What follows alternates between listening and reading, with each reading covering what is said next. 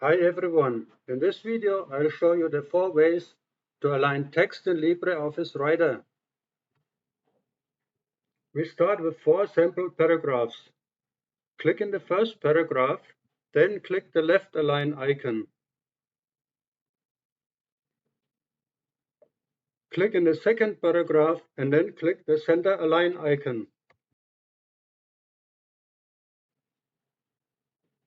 Click in the third paragraph and then click the right align icon.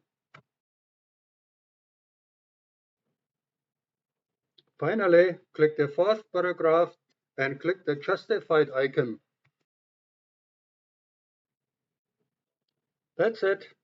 Now you can see the 4 alignments clearly: left, center, right, and justified. Thanks for watching, and I'll see you in the next one.